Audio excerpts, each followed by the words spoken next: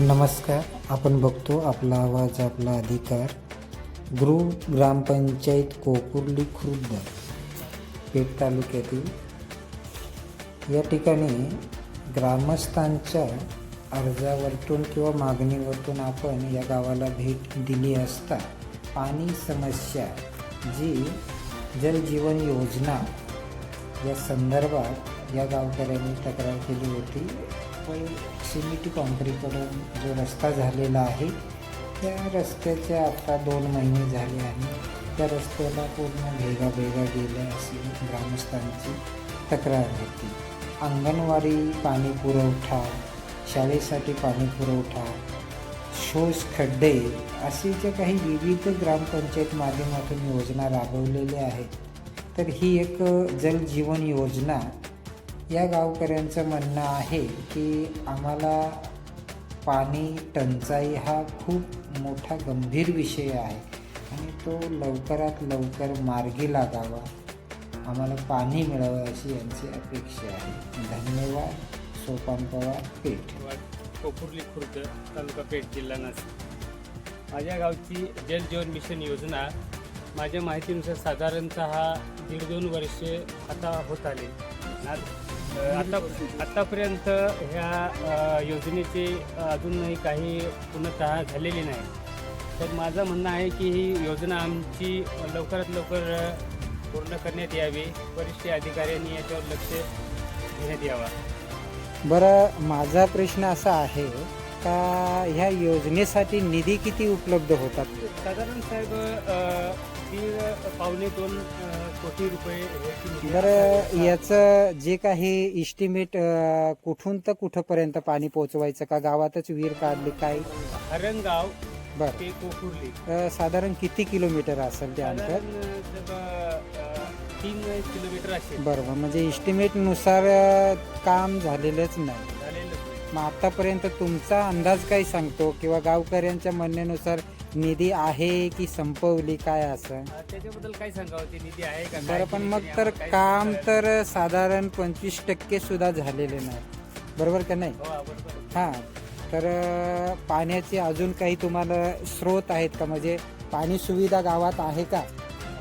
पाणी तर साहेब कुठलीच नाही पाण्याची सुविधा. मग तुम्ही आता तुमचे जे पाण्याचा प्रश्न आहे ते कोणत्या पद्धतीने सोडवता? आता ह्यातून कुठेतरी कुठून थोडंसं 1-2 गुंड काही डोक्यावर कुठे आणतात पाणी, बस एकदा टँकर वगैरे होत नाही. इथे एक वेळेस येतं तर एक वेळेस येत नाही. मग तुमची सुद्धा सर्व गावकऱ्यांची जबाबदारी आहे. जी निधी उपलब्ध करून दिली, जे काम केलं, तेव्हा तुम्ही लक्ष दिलं नाही का? दिलं, सगळे लक्ष दिलं, पण माझा ते वेळेवर करत नाही. तर मग सरपंच कोण आहे इथं? आहेच नाही. नाव काय सरपंचाचं? मनुष्या सरपंच स्वतः काम बघतात का दुसरं कोणी बघतं? कोण? बरं बरं बरं. तर मग पाण्याचा प्रश्न जो आहे तो मार्गी लागला पाहिजे.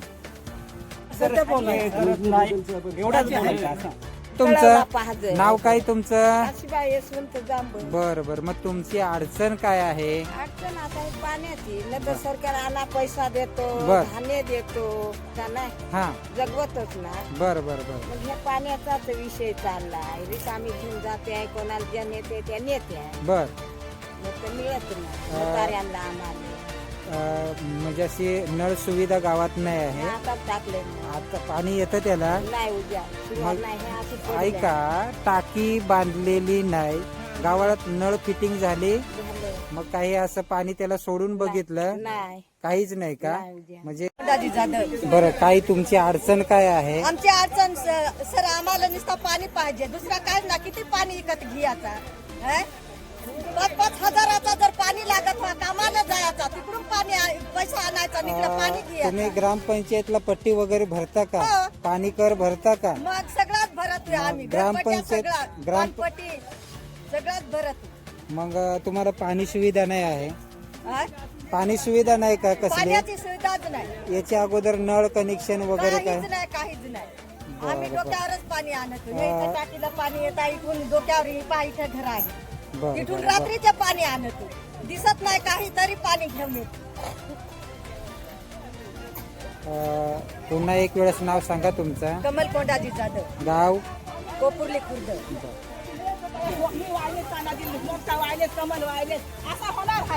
मग त्याच ना पाण्याची समस्या मांडायची.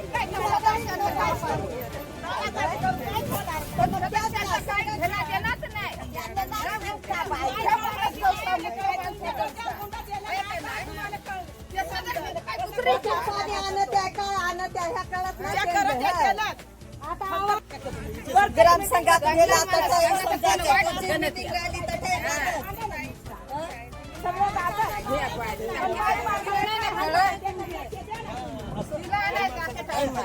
तर केलाय ना, तर मग आमचं काय मत आहे का तुम्हाला इथं पोरांना पाणी मिळतं का, इथं नळाला पाणी येतं का, असं एवढंच आम्हाला तुमच्याकडून हे करायचं आहे ना.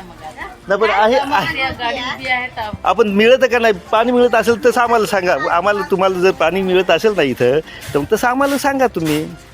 मिळतं का इथं पाणी नळाला कोडं दाखवा ना. नळ कोठं आहे तो नळ?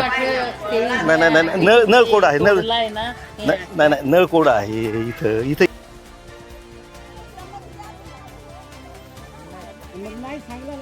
बरं ऐकलं का. ओ सरपंच साहेब, शांत राहा. आम्ही काय सांगतो तो विषय कट करू आपण. नाही म्हणून हे काम परत लवकर चालू करणार हे माध्यमातून लागायचं कामच नाही ना.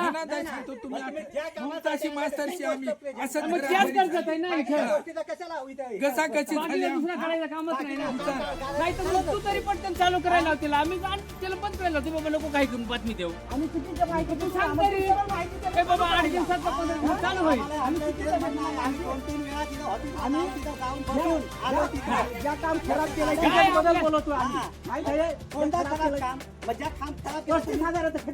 तुम्ही चांगला काम खड्यावरून एक तरी काम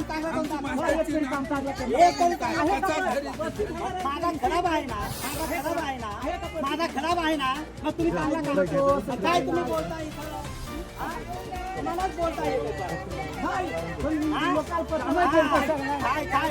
तुमच्याकडे नाही, मला ₹1,00,000 पगार आहे. खाण्यासाठी आलो नाही मी इथं.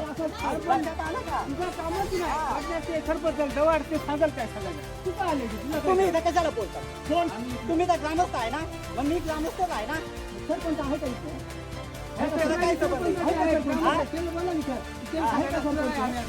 बोलवलंय ना, माझं ऐकू नका, माझं सांगू नका.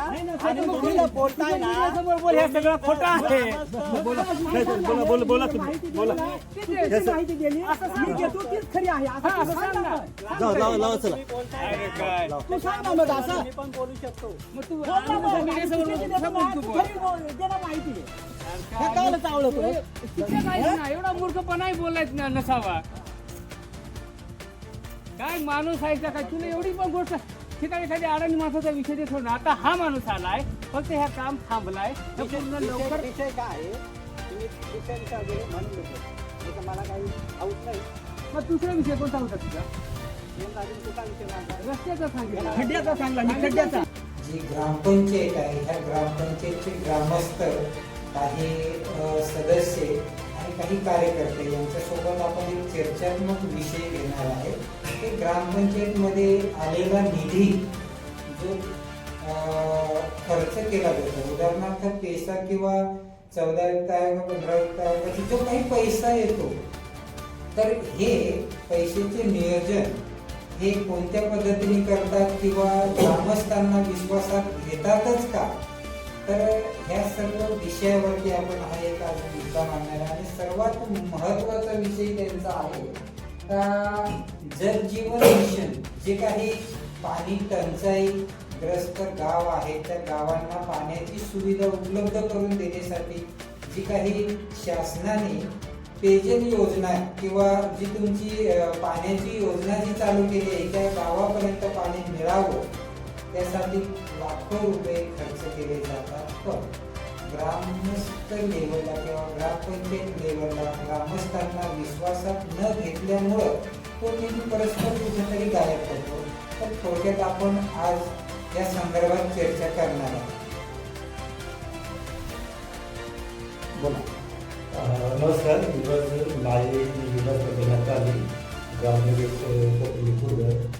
आणि सकाळच अंगणवाडीमध्ये गेलो. तिथं पाण्याची व्यवस्था बघायला गेलो. तर तिथं अंगणवाडी जायला मी विचारलं काय तर पाणी येतं का. तर म्हणे पाणी तर म्हणे नाही आहे. म्हटलं नळ कुठे आहे ते दाखवा. तर तिथं बघितलं ना तर ते नळ ते काही खालीच आहे ते नळ नाही. म्हटलं पाणी मिळतं का. तुम्हाला पाणी अजिबात नाही मिळत. बरं चला ना मग यांनी आता तिथे मिळत नाही तर ते तसं बघितलं तर आमचं असं आहे BDO साहेबांना तर BDO साहेबांनी तेवढी द्यावी त्याच्यावर खर्च केलेला आहे. तर BDO साहेबांनी तेवढी द्यावी आणि त्याची दखल घ्यावी त्याची चौकशी करावी. आणि तसंच निघालो शाळेकडे गेलो. शाळेमध्ये शिक्षकांना विचारलं तर सर म्हटलं इथं एवढे मुलांची पाण्याची व्यवस्था काय केली तर म्हणजे नाही इथं म्हणजे पाणीच नाही. आता आमच्या गावात खंडे 4-5 बांधले. माझा असा आरोप आहे ते काहीच कामाचे खड्डे बांधले नाही आणि त्याचे इस्टिमेट आम्हाला असं पुढं बाहेरून ऐकू आलं का 35-35 हजार रुपये त्याची इस्टिमेट होती. तर ते साहेब उगाच असं 10-12 हजारात बांधलं कारण का माझ्या घरात जवळ एक समजायचा पुस्तका बांधला. तिथलं कुठले पाणी तिथं जिरवलं नाही काही नाही. तिथे बांधलं आणि त्याच्यावर कडाबा टाकला आणि त्याच्यावरून माती टाकून आणि ते पॅक करून घेतलं साहेब. तिथे कुठलाच पाणी जर हे नाही काही नाही असं यायनी कुठले तरी निधीतून समजायचं हे पैसे काढून खातात आणि असं काम चालू आहे साहेब. तर मग आम्ही विचारायला गेलो का बुवा हे काय कशासाठी बांधलं करतोय याचा काय उपयोग आहे का. तर त्या सरपंच बाईचा घरवाला मला काय बोलला का बाहेरून पाणी आणून तिच्यात टाकायचं. जे साहेब असं आहे का बाहेरून पाणी आणून टाकायचं ते मला तेच जर समजायचं एक समजायचं घाण एक टाकले सारखे होते. तर मग असा जो कारभार चाललाय हा चुकीचा आहे. चुकीचा पैसे खायला कारभार चालतो. याच्यानंतर पुढच्या महिन्यापासून तर अद्याप सर्व आम्हाला पाणी म्हणजे 2-3 दिवसांवर एखादा दिवस बरोबर. म्हणजे तुम्ही आता स्वतः शेतकरी किंवा शेतमजूर आहात. तुमच्या घरात प्रत्येकाच्या 2-2 बैल किंवा 1-2 गायी आहेत. मग यांचा सुद्धा पाण्याचा चाऱ्याचा प्रश्न येतो ना. तर त्यांना सुद्धा पाणी मग ते पाणी कुठून आणतात. ते विकतच घ्यावं लागतं. घेता म्हणजे तुम्हाला 100-200 लिटरचा ड्रम समजा कितीला पडतो 50-60 रुपयाला. तर रोजचे रोज एक ड्रम तर लागतोच की नाही. मग आता एवढं पाणी दिवसाला लागतं तर आपली तेवढी इन्कम पण पाहिजे. तुमच्या गावात काही रोजगार आहे का. रोजगार काहीच नाही. मग हे बाहेर सर्व कुठं जातात कामाला देशावर जातात. तर आपलं एकदा नाव सांगा मला पुन्हा. माझं नाव युवराज. तुम्ही ग्रामपंचायतचे कोण आहात. सदस्य आहेत. मग आता ग्रामपंचायतचे सदस्य असून त्यांना सुद्धा गोल गोल फिरवण्याचं काम केलेलं आहे ग्रामपंचायतचे कर्मचारी सरपंच ग्रामसेवक किंवा इतर जे काही कारभारी बाकीचे आहेत. तर ही व्यक्ती एक विशिष्ट पदावर आहे म्हणजे सदस्य पदावर आहे. लोक नियुक्त जे पद आहे त्यांचं आणि तरी सुद्धा ह्या व्यक्तीला ग्रामपंचायतीमध्ये जे काही चालतं याचा कुठलाही भनक न लागता याच्या व्यतिरिक्त परस्पर काही बिलं काढण्यात येतात असा त्यांचा आरोप सुद्धा आहे. आणि बेजबाबदारपणा जो काही ग्रामपंचायतमध्ये चालला. ग्रामपंचायतचं नाव काय तर हे या ग्रामपंचायतीचे सदस्य असून यांना बरेचशी काही गोष्टीची माहिती नाही का. तर यांच्यापर्यंत हे विषय येऊनच देत नाही. आता याला जबाबदार कोण. माननीय BDO साहेबांनी या गावाच्या विषयाकडे गंभीरतापूर्वक लक्ष घालून आणि येथील जो काही भोंगळ कारभार चाललेला आहे या सर्व कारभाराचा पर्दाफाश